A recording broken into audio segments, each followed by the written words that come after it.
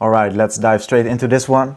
First I'm going to play a little bit of the build up and the drop, and then we go to the bass line, the kick and the synths.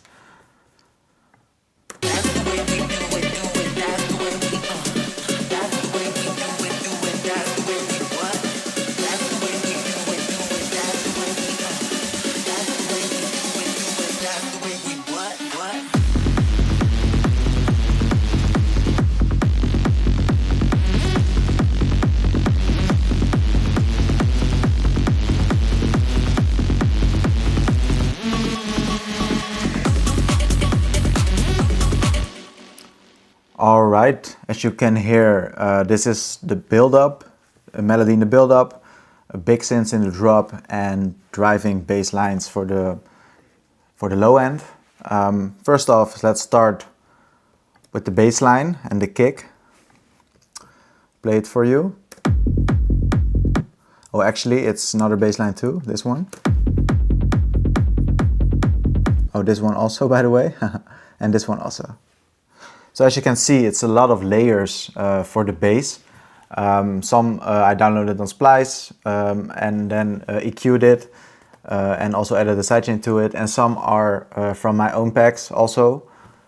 And you know I like to layer a lot. And with bassline, it's not always necessary to layer something. But in this case, it makes it sound even more bigger. The most important thing when layering basslines is that it should not intervene with each other.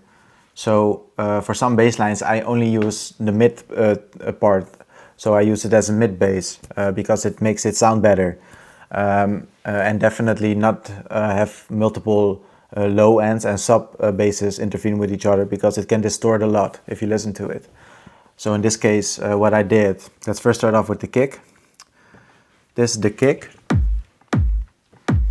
It's a kick I downloaded on Splice. In terms of EQing, I boosted around 1500 to 2000 Hertz, a lot, like 5 dB, as you can see in the top right corner, top left corner, I mean.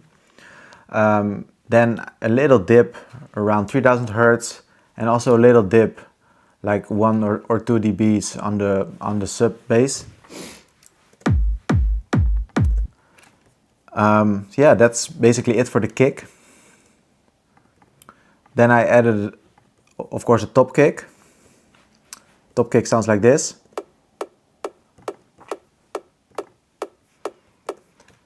It's a top kick I also downloaded on Splice. I pitched it down 2 semitones to make it sound better, even more with this track. I removed the low ends to only have like the top, as you can hear. And also to make the kick stand out more in the whole mix. So that's why I love to use a top kick on top of a normal kick. So you have more control over the top range frequencies of the kick drum. A little boost around 3000 Hertz and 6000 Hertz. Together it sounds like this. So let me first play the kick without the top kick. And now with the top kick. I think if you listen to this on headphones, you can hear the slight difference, but it does a lot for the whole track. I think a kick gets more punch if you add a nice top kick to it. So then go to the main bass line. It's a loop sound. I downloaded it from Splice. It was in F, and my track is, by the way, in F sharp.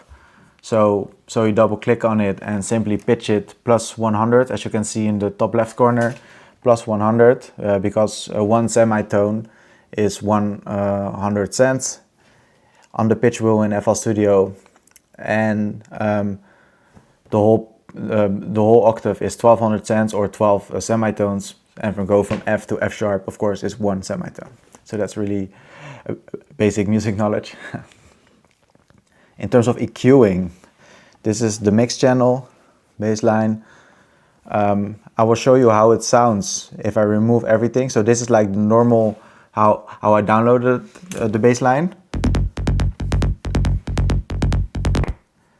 I'm gonna be honest, it already sounds really nice, but for this track I didn't want the higher frequencies to be too prominent in this track, because I wanted to have it from the synth only, to make the synth stand out more. So what I did, and I will play it for you now with all the EQing. I removed all the top frequencies on this parametric EQ and also on this one. As you can see, around 500 Hertz I cut out everything. So 500 Hertz until above, I cut out everything like a low pass filter. You can also use a low pass, but I think if you use the EQ and then the preset and then like one or these, and then you can take this one and slide it all the way to the left to cut out everything that's over here, so the higher frequencies. Together with a sidechain, and that's also important to note, because the loop is a loop I downloaded from Splice. It already sounds good most of the time, but I wanted my own kick to stand out even more. So that's why I added a sidechain on top of an already sidechained bass loop. Yeah, it makes the kick punch more, stand out more.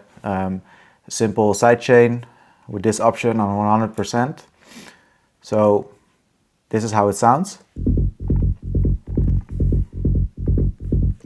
So as you can hear, for this bass line, I only wanted to focus on the lower range frequencies because it sounds really nice.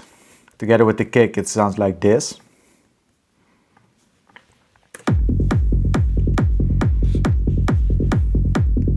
So as you can hear, this is what I mean with a driving, rolling bass line that already sounds good. As you can see, it's only a matter of EQing and add it to your taste, and of course it depends on the track you're making. But I wanted to have like a big synth driving bass line techno track. So I really focused on getting this one right. Then another layer I used. This is also another bass line.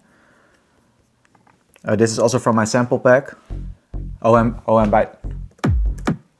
by the way, every sound you hear is of course available in the deep dive if you bought this, and if you are watching this and you bought it, everything you see here and here, over here, is available for you too.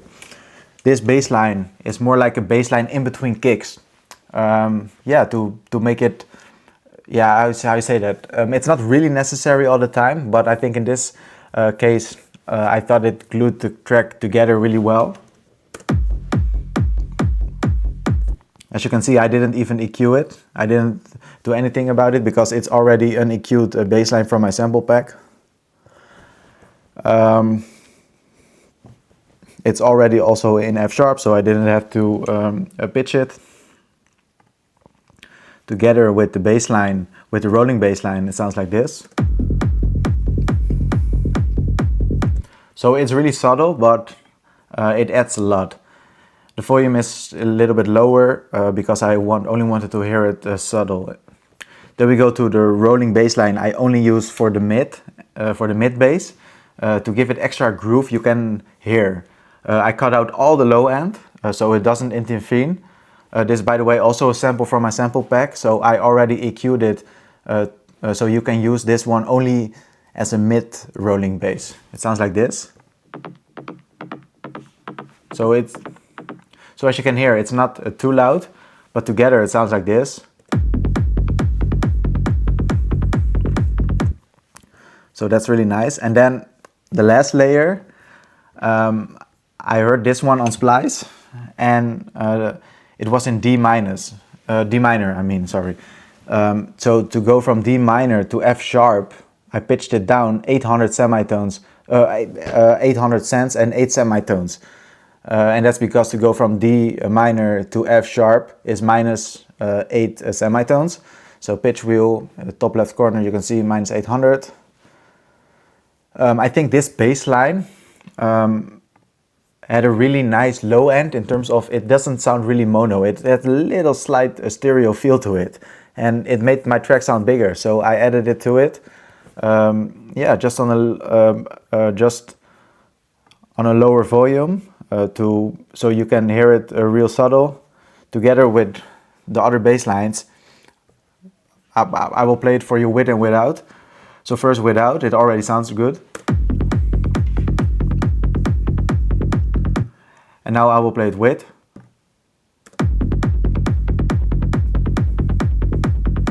So that's nice.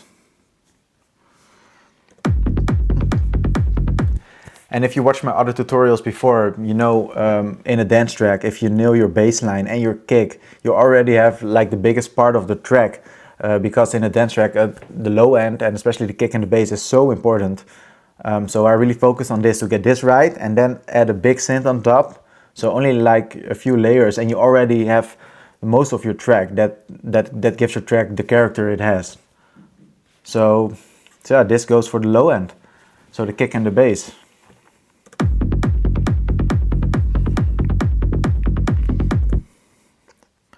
Yeah, I think this is like a real nice. It's not too EDM because the kick isn't like a real EDM kick, if you know what I mean. I really wanted to have like a subtle kick but still strong and prominent. And the bass line, of course, is in my opinion what a real driving techno track is, in the likes of maybe even Drumcode, Adam Beyer style. So yeah, let's go towards the melodies and the synths, or the leads. There are two main leads. First of all, there's like a melody, like a catchy, simple melody. So here's the MIDI for it. It goes like this. So it's a really simple melody, but I like to use that for the build-up all the time, to have like a contrast in terms of a melody in the build-up, and then a completely different a melody lead for the drop, to give that contrast and that extra impact from the build-up towards the drop. These are standard presets from Nexus, so that's great news. If you also use Nexus, you also have this one. It's the Adagio from the factory presets, lead Adagio. And then I just leave on the reverb and the delay. I will show you the channel in a minute. This is the other layer. This is also the layer I use for the drop. I will show you later, but this is a lead, and you have to keep this in mind if you're watching this. Detuned lead 6 from the factory presets is crazy. It has everything for techno, for EDM, for big room. I will show you exactly what I did in terms of mixing on it, and the presets and everything, and the EQing to make it sound big. So that's like the melody for the build-up. So I will play for you the build-up, and then it goes straight towards the big drop lead.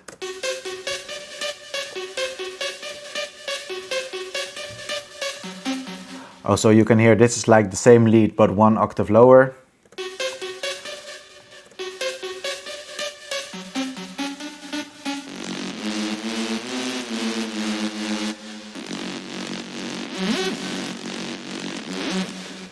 So I think you all want to know how I did this lead, because together with the low end, I will play it for you so you can hear it again. It sounds really big. So.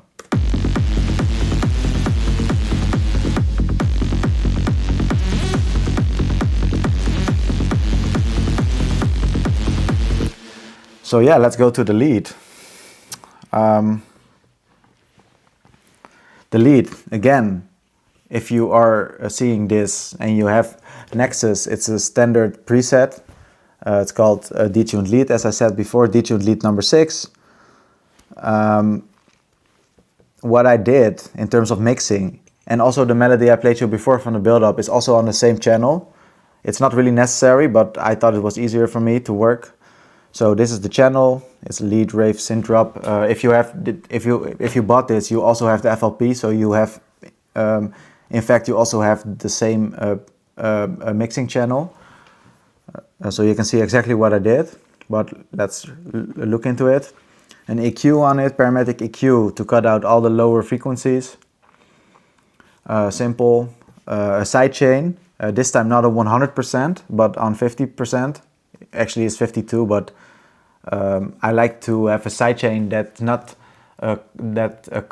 doesn't cut out everything. I think, yeah, it depends on your track, but I think in some cases it makes the synth stand out even more in a good way. Then a stereo shaper to make the synth more wide. I use the preset stereo wise, always this one. And then the phase, turn it to the middle a bit, because otherwise it would sound too stereo. So, and then the big one, this is a Maximus. It's also a standard stock VST plugin in Fruity Loops. For the preset I use, I'm not sure if I use max loudness or max loudness 2, but it doesn't really matter. But if you hear the difference, so this is without, and now on. As you can hear, it really enhances the mid to higher frequencies in a great way. It makes it sound way bigger than just simply more volume. So yeah, I use this one for the leads, to make the leads sound bigger, and the last few weeks I used it on I think every lead I made. I hadn't used it for years, I don't know why, but yeah, it just makes it sound big.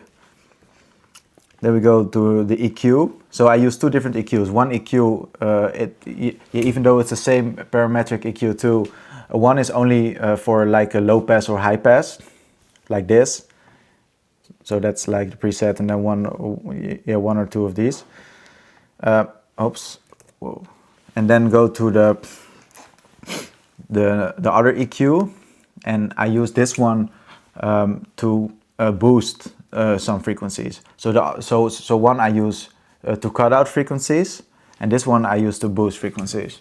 So this is a little boost around 3-4 dBs, 3000 Hertz. As you can hear, it sounds. It makes those frequencies stand out more. Also around 300 for the little, let's say just besides the low end, to make it a bit more bigger and to give it more body. I think that's the right way to say it. Then there's a low filter on it for the build-up part, where in this case I use the low pass. So low filter, presets, low pass. So it cuts out the higher frequencies in the build-up, and then towards the drop, they all come back. Then the same goes for the reverb. For this reverb, I used this one, the Reverb 2 from Fruity, in the build-up. Oh, and by the way, from the low filter, the high pass, if I use it in a build-up, the only automation clip I make is make an automation from the cutoff. So you have this one automated. For the reverb, I mostly use a preset. Yeah, it doesn't really matter, you know. Just make it sound big, and I think it's important to have the size up, because otherwise for me, in my opinion, the Reverb 2 doesn't sound good if you make this if you make the size of the reverb too small. I think in this case I used a large hall, and then make an automation clip only from the wet, because I want the wet at a certain percentage, like a high percentage in the build-up, to make the reverb really big, and then towards the drop it goes all the way down to 0.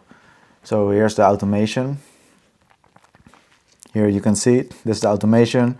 It goes up all the way to around 100%, and then it cuts down like this. So if you can hear, I will play it for you.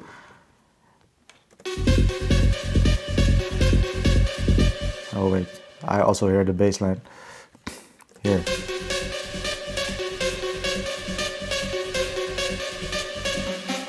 Oh, sorry. Yeah, here's the bass line. Or I mean, here's the reverb.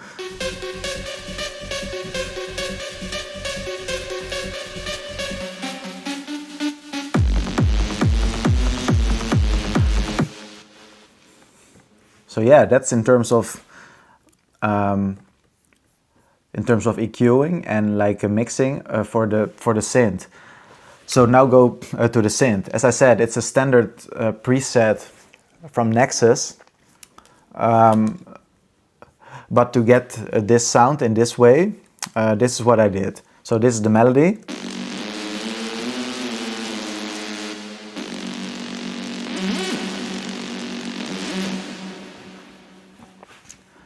If you use this synth around here, as you can hear, it's like a really nice lead. I also use a lot, but if you put it if you put it a few octaves lower, it's really dark and big and raw. So what I did to make it to get the slide effect, that's also an option over here in Nexus. So here you have your sound. You go to modulation and you put on portamento. And of course you can do this for every lead sound or every sound in general in Nexus. Go to portamento, this one on poly, and the speed on 1/16. You can play with this if you want a more delayed slide, to slide even more prominent, you must go all the way up, but I like this one. Yeah, so it gives the slide effect. Yeah, that's really, yeah, it's a really nice way to, yeah, to make your track more exciting, you know, and especially your leads. Yeah, I think this works well in this track. So it goes from a lower octave all the way to the higher, and you can hear the slide. It goes like wow, wow, wow, wow, and otherwise it would sound too static. I think that's the right word. Otherwise it would sound too static, and now it gives it more exciting feel. It gives it a bit more character.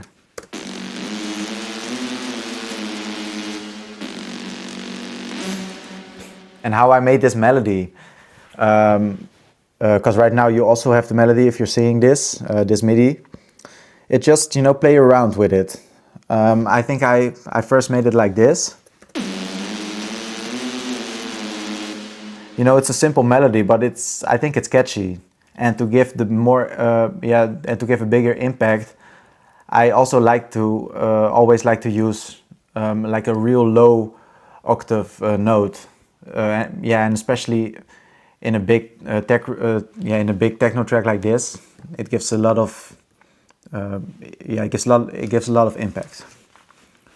So for the next part, I use some slight variations from my MIDI. So as you can see, this is like the whole melody, but I only use like the last notes. Yeah, to give it more variation in the B part of the drop. These are other loops I used. Yeah, that you can hear later in the track. Oh wait, I'll play it for you.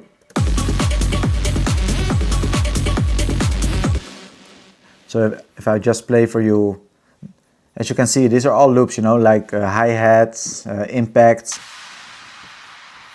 that are all available in my packs.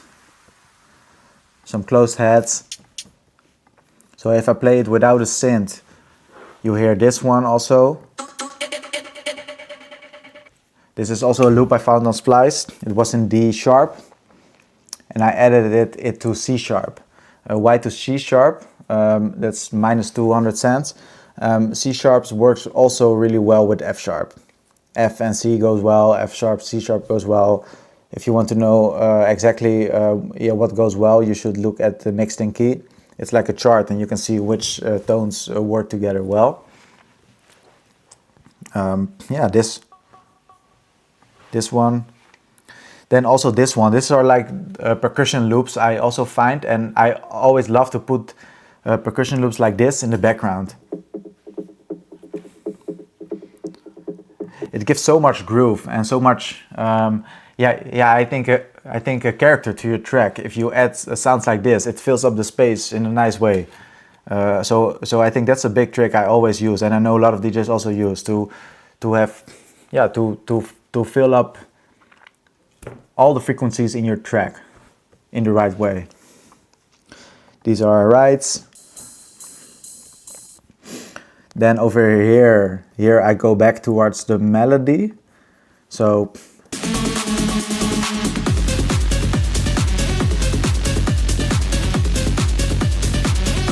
you can hear this part of my lead synth. Only this part. So this part repeats together with the lead melody. And just, you know, as I said, play around with it. The only thing you must keep in mind is that your lead and your melody, all your melodies need to be in the same key. So it works well like this.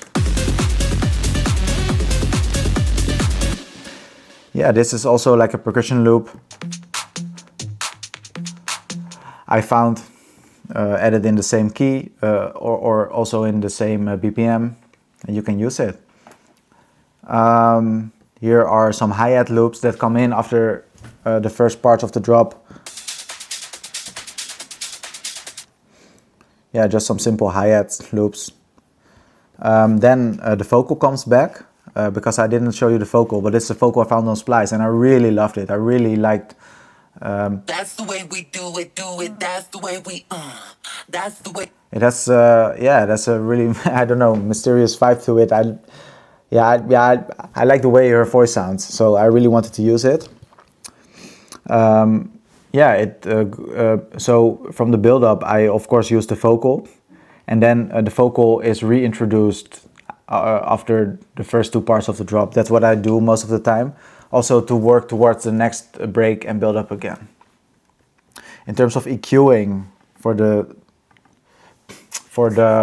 vocal, there's a reverb on it, but the reverb, as you see, it's left out. Yeah, it's only used in the build-up, and again with the automation for the wet. A slight side chain on it. Okay, so the vocal. Then let's go. A little bit of parametric EQ to cut out low frequencies, but not too much, nothing special. So yeah, let's go towards the break, because in the break part, after the drop, I go to this part.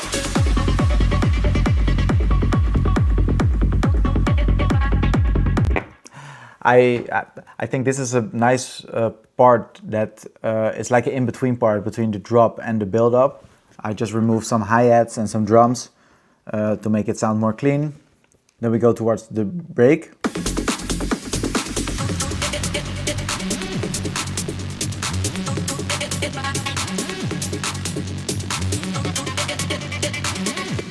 So as you can hear in the break, I use the same synth and the same lead I use in the drop, but I added the low end to it also. So I made a new channel for it, and I added also the low end to it. You know, as you can see, the EQ is a little bit different because in the lead for the drop I removed all the low end, and now I added a little bit around between 50 and 100 hertz. Yeah, because I think in the break you shouldn't cut out all the low end, because it takes away a lot of energy in your track, and especially on the dance floor you can hear it. Towards the build-up, the end of the build-up and the drop, it is really important to take out all the low end, because you want all the low end to come back at the drop. But in the middle of the break, you should definitely keep some low end. So that's what I did.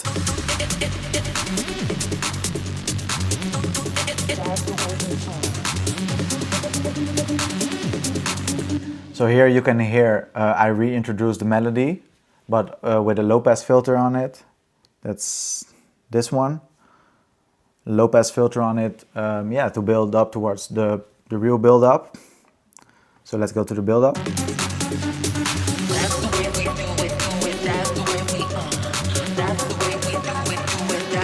As you can hear, the vocals also reintroduced again. And the lead synth goes all the way through. Together, of course, in the build-up, the snares come in, the snare rolls. As you can hear, the snare rolls are loops I also added in my pack. I use these all the time. They're really simple, drag and drop. You can use them. Same goes for the sweeps and the risers.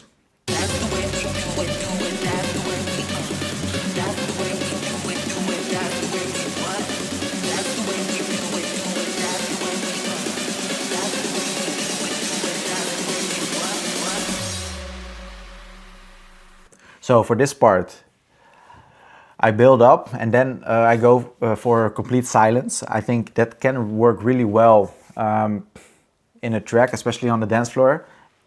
Yeah, what I did I just do a normal build up, and then when normally the drop comes in, I go completely silent with a sub effects and an impact,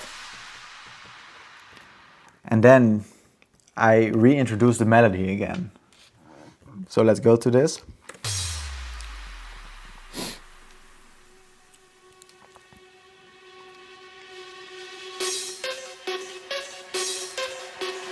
That's the way we do it, that's the way we what?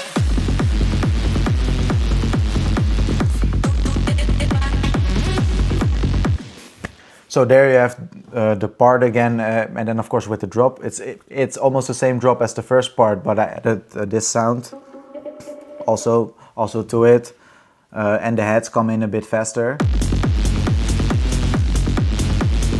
So that's the only part, but let's go towards the build up again. As you can hear in this part, after the complete silence, there's like a reversed synth. It's this one. And as you can hear, it's a trick. If you watch my other tutorials too, you know how I do this. I record the long tail of the reverb of the synth on the first note only, and then I reverse it. So if I play it normally, it goes like this. So this is like the note, the first note of the synth, just recorded, and you can simply record it with Edison, and then press here on record. And add a reverb to it.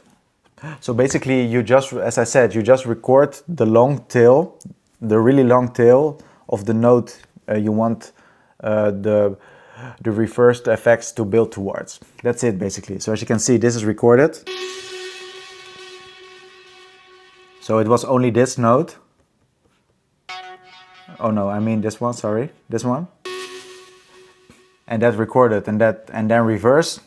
And you get this effect. It's a really simple trick, but I use it, I think, for 12 years now, 12 or 14 years. I learned it in a Nicky Romero tutorial back in 2013 or 2012 even. And I still use it to this day because it's a really nice way to build up towards a certain synth.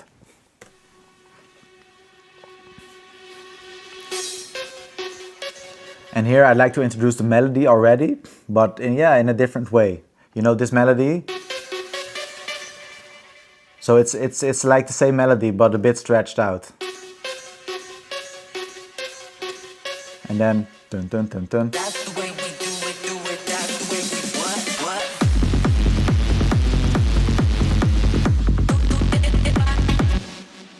So yeah, this is basically how I like to have a variation in the second drop, because the second drop is almost the same, but the build-up should be a bit different and a bit to bring out even more tension to it, because the drop is so big. I really wanted to make the drop sound even bigger by going for a complete silence.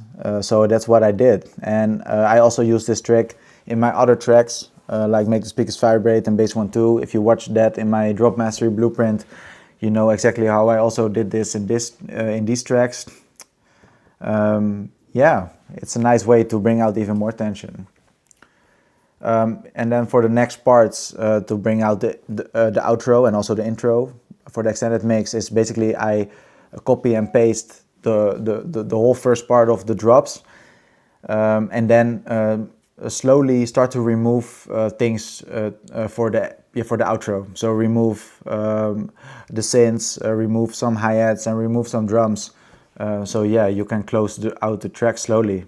And of course, keep in mind, if you have the extended mix, you have to keep in mind that if you mix in or mix out another track, it should not interfere with the synth, for example. So that's why you should slowly remove synths from the outro. And then here are only the drums.